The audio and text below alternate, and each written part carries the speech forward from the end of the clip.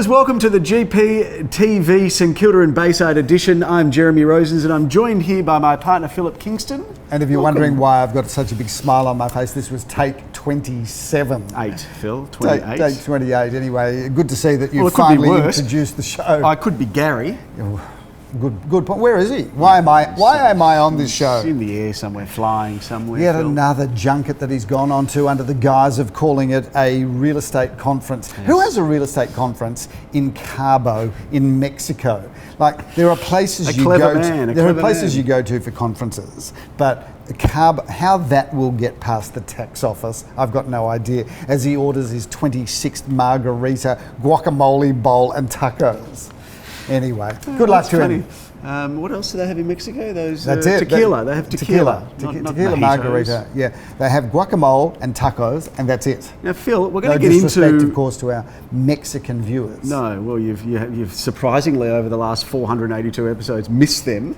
You haven't insulted any of them. We've got a big following in Mexico. So tell us about Phil, what's going on. This is an exciting edition on a number of levels because viewers can't really see behind me other than there's a little bit of tone of green, but we are in one of Melbourne's most exciting, what would we call it, a venue, I think would probably be the best, right in the heart of sunny St Kilda. Giving it away. Oh, you've given it away. The heading's going to give it away, Phil. Well, that's true. I was about to say Melbourne's most iconic venue. And I don't think you're overselling it, Phil. I'm just trying to think, and can we say now that we're at the Espy? Yes, you can. I'm just trying to think, if you're a Melburnian and you had to be asked on a trivia show, what is the number one most iconic Melbourne venue to go for a drink and listen to music? Would there be another venue that would rate higher than this? Well, you'd be hard pressed to find it, Phil. Just think of, I'm actually, as I'm sitting here, Prince of Wales, but that's much more iconically St Kilda. This has got almost a national prominence. Yeah. Is there another one? I don't think so. Right. And I'm not just humouring you, Phil. I'm thinking about iconic venues in Melbourne. Outside the MCG, the Tennis Centre, Festival Hall. Mm-hmm. What else have we got? Well, we've got our office in Caulfield. There you go. And St Kilda. Terrific. Let's lead off first, because what we are going to bring to the viewers in a moment's time is an interview with not just the man behind the whole operation here, but a number of other of Melbourne's most salubrious venues, and we're going to get to that interview in a short moment. Viewers, we're going to cut to the interview, but we're going to cut that interview, but we're going to make available the full interview. Yes. And if I don't mind saying, Jeremy, I thought the interview was fascinating, not because of what you had to say or I had to say, but the guy that we were talking to, the man behind the organisation, one of five, a fellow by the name of Doug. What a nice guy. A fellow by the name of Doug. Yeah, but what a nice guy. He's a fabulous guy. He is standing over there, so what else would we say about him? And a great supporter of our business in years gone by. He's not only bought but also sold with us. Yep. So thank you for that, Doug. It was a great interview, and I hope the viewers like it as well. But before we jump straight into that, Phil, I think it would be crazy for us not to do what we always do, which is tell the tale of the tape of the month that was, because we had a busy month in May. May was pretty good, and it's not even over yet. Given the fact that May had holidays in it. It had obviously the federal election in it, and just getting that big monster out of the way gives us now a much more clearer view of the rest of the year, but it was not a bad month. I don't think we should touch on the election, Phil, other than to say I think it was probably whether you're A or B. I've learnt my lesson. Oh, really? I learnt my lesson. Did you get a bit of a talking to? On GPTV, we talked about the election at length on the Monday after the election, the Tuesday after the election, and boy, did we cop some feedback from viewers that made the assumption that we were described by one viewer as mouthpieces for the Liberal Party. Do you think, Phil, that if we were to discuss, or if I were to discuss the election like you guys did, that we would get the same level of backlash? Much more. Do you think? Because I think it's probably more personality driven than the stuff that you were talking about. I come on the show once every 200 episodes, and all you're going to do is bag me? No. I just think I feel for Gary, who normally sits in this chair and normally gets a lot of grief from you. Is what you're saying that I have a polarising personality? Is that right? I think that would be generous to say it's polarising. Okay. I think people are very aware of where they they sit on the spectrum. Let's move the show along. You're a great person, Thank Phil, you. and an even better partner and a fantastic human being. But let's talk about the sales, Phil. You. 3 at 285 Berkeley Street in St Kilda. I had the pleasure of auctioning that with Michael Jonas. Yes. We had a reserve there of 400 and ended up selling it for 415 under competition, and a really good one bedroom in a great block with a courtyard. So just on that, for the viewers, $400,000 represents the better quality one bedrooms, a modern block. But now 4 to 450s kind of out there, even in a more turbulent market, although things are obviously starting to improve. But 4 to 450s where the better ones sit, is that right? I think that would be a very fair statement, Phil. And while we're talking about these one bedroom apartments, do you mind if I have a bit of a public shout out to Michael Jonas from your office,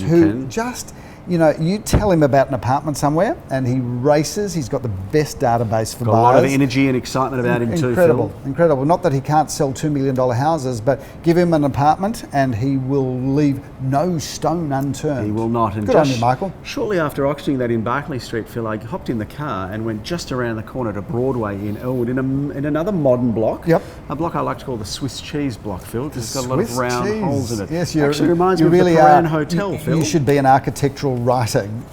Well, Swiss cheese. I probably would get a high readership because I speak to the people, Phil. You do. All those Swiss people reminiscing about cheese in Switzerland. Broadway's a great address. Great address right in the heart of Elwood, just around the corner. Connects St Kilda and Elwood, really, doesn't it? It Broadway? Does. It does. A beautiful tree-lined street. And how'd you go there on that property? We passed it in with one bid and sold it shortly after for an undisclosed figure, but it was just a little touch over 400,000. Okay. Again, another one bedroom edging into that 400 category. Now, speaking of one bedrooms, we doubled down this time and we went to Princess Street with a 2-bedroom. In a modern block, which we're seeing a lot of modern blocks being built in St Kilda. This is the shout out to Lamore, who second time being sold and handled it superbly, Philip. That sold for $565. Passed it in again with one bidder and shortly after negotiated and sold. That's a great block, 2-bed, 2-bath, 1 car. Can I just talk about that for a moment? Yes. Because a lot of these new buildings that are getting the first resales, let's cut to the chase. A lot of those properties were bought 3 and 4 years ago. They were sold at fairly full values. Yes. A number of them are coming through selling at less than what the owners paid for them, given where we're up to in this real estate market. Yes. The point I'm wanting to make is I reckon they're great buying. Today they are excellent value. Because you're buying them at a bit of a discount from the full price that was paid. They've also, the buildings have been worked in, so they're not, any teething problems have now been worked out. You've still got high depreciation schedules available there. So if you're buying them at, call it this 10% discount, which I reckon is about the discount, you're now buying them at good value. So viewers, bit of a shout out, have a look at these new buildings that are 3, 4, 5 years old, because there's many good reasons to buy them, on top of the fact that you're probably buying them at a discount to the full price. Correct, and they're generally very well let. And if you think about it, all of these buildings were built in amazing locations. So the infrastructure around them is because great. that particular building, literally on Fitzroy Street. Next to the Ritz around the corner. Anyway, I thought I'd pass that little bit of wisdom. Now, just this last weekend, Phil, we were together at 65 Waterloo Crescent. What a house that was. I've got to tell you, I look at every one of our properties online, but obviously because we're now across 6 offices and so many suburbs, I don't get to physically walk through every property. I looked at that online and knew it was special, but when I arrived there, I was just blown away, let alone the fact that, you know, when you see a photograph of a bay view taken from a long distance, unless you play tricks with the camera and actually zoom in, which we're not allowed to do, it always seems more distant. So I'd seen the photo of the view, and I thought, okay, you can see the bay. But when I came out onto that balcony, it's literally, it was right there, because Waterloo's quite high on the Berkeley Street hill. Great property. And how many bidders do we have on that? We had 4 bidders, Phil, and we can't disclose the price, even though it was, which is a bit of a shame because it was a public auction. But it sold very close to $1.6 million, and that was a very strong result. Shout out to Nikki Janover, who handled that property, did an amazing job, and I know the vendors there are really happy. Very happy. But before that, Phil, I was down at 6 at 32 Hotham Street, which is the corner of Wavenhoe. Yes. Another iconic Love that building. East, beautiful beautiful older style apartment.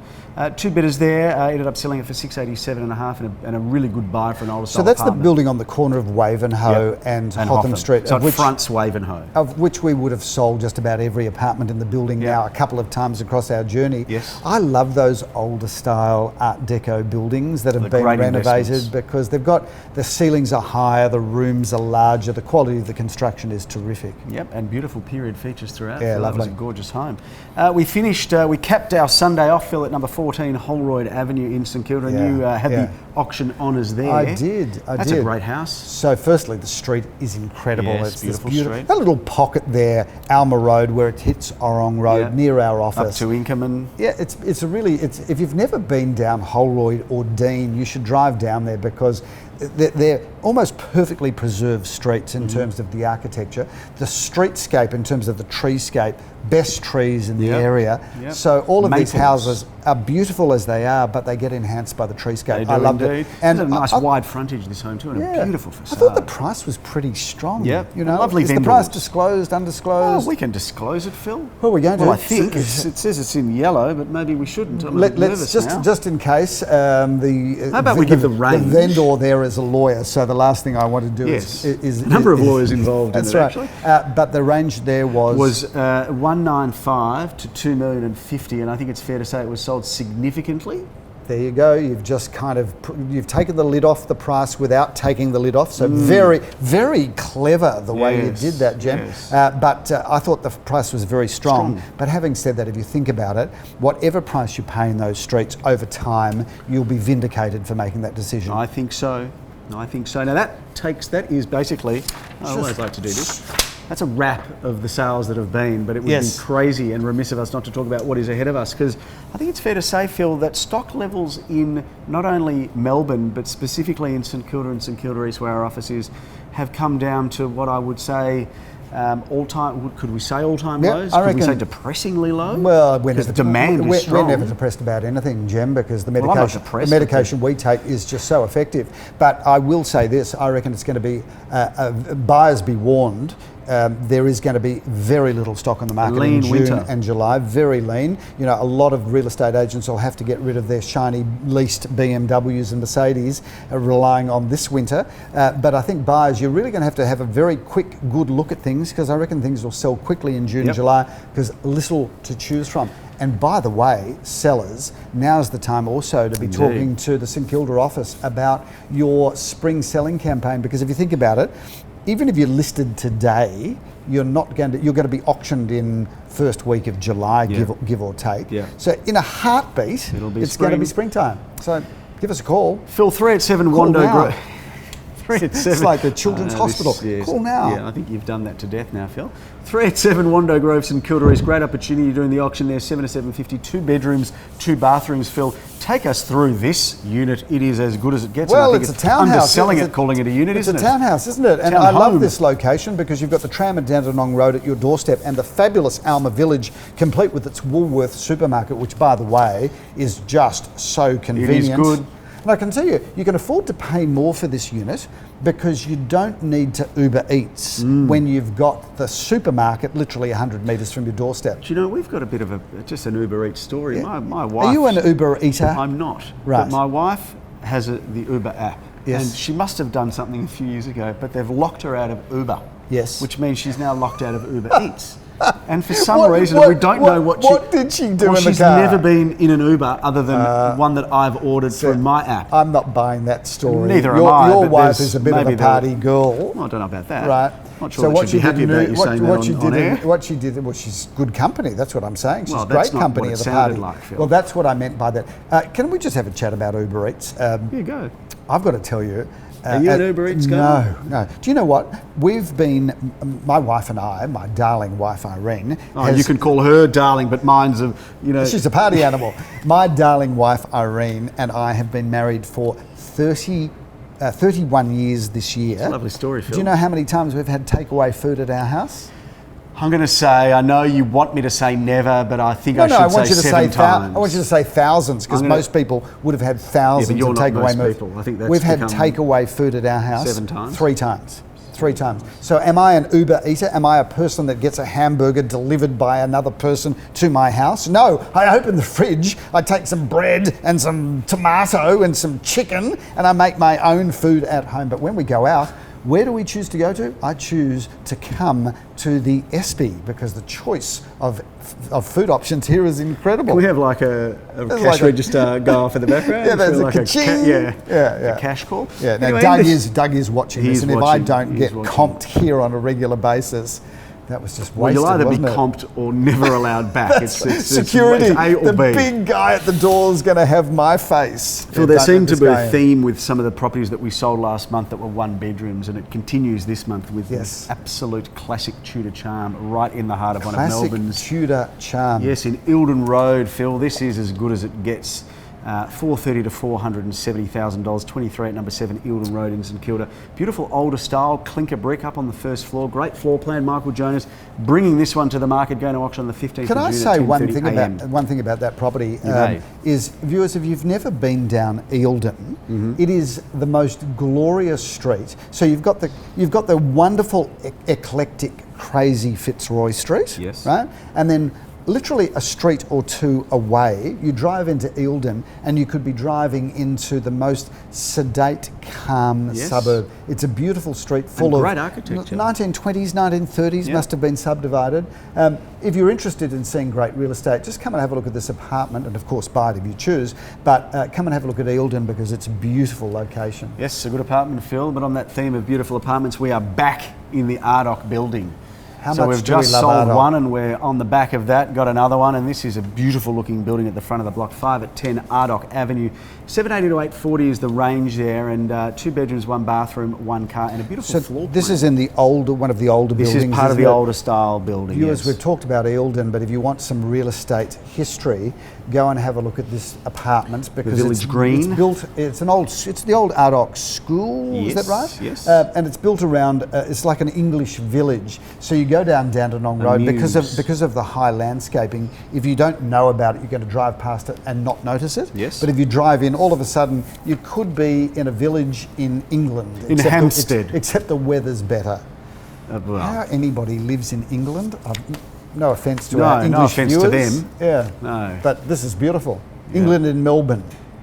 Yeah, okay, that's a good one. I don't mind that. 14 Lempriere, Phil. This will round out our June, and what a great way to do it, right in the heart of East St Kilda. This is one of the more preeminent streets in East St Kilda, one of the best, Phil. Well, is it the best street of East St Kilda? It is, given that we're selling it. One could argue that it is. It's a no-through road, viewers. If you want to see some history, this is one of the only streets in Melbourne, and I don't know what the history to this is, but when they subdivided the blocks there, whoever did the subdivision had the genius of putting all of the power poles underground. So it's the only street that I know of in Melbourne, I'm sure there's others, only street I know of where you drive in, there's no overhead power poles, they put them underground, and when you see that, you don't realise you don't realise the visual pollution of power poles until you see a street where there are no power poles. Obviously you've never noticed it. Come in and have a look at it, and then at the end of the street you've got the Green Meadows Park, and unless you're a local resident, you would never have been to the Green Meadows Park. So